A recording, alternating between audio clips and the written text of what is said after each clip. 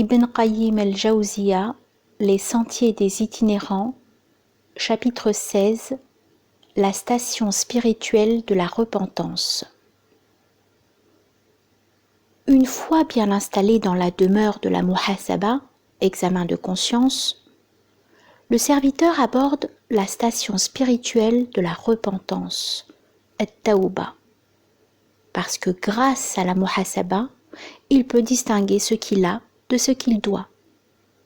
Qu'il rassemble donc son énergie spirituelle et sa résolution pour s'y installer, s'y déployer jusqu'à la mort.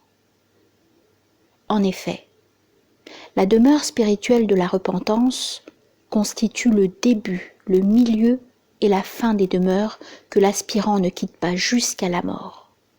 Même s'il passe dans une autre demeure, il se déplace en compagnie de la repentance et s'installe avec elle dans sa nouvelle demeure.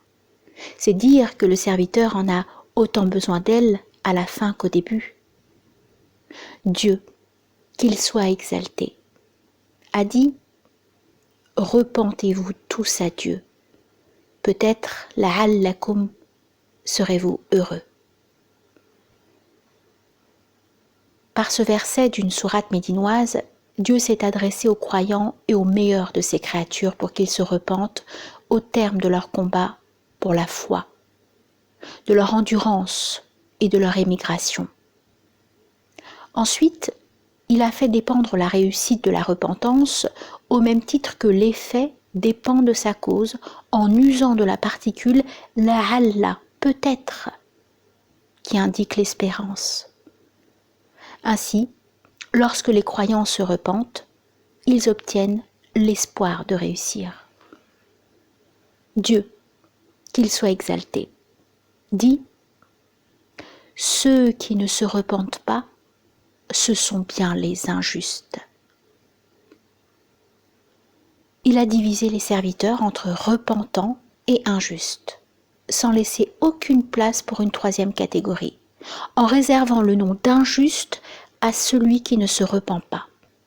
Du reste, y a-t-il plus injuste que lui ? En raison de l'ignorance de son Seigneur et de son droit, des défauts de son âme et des vices de ses œuvres. Il est rapporté dans un hadith authentique que le prophète alayhi salatu wassalam a dit « Ô vous les hommes, repentez-vous à Dieu.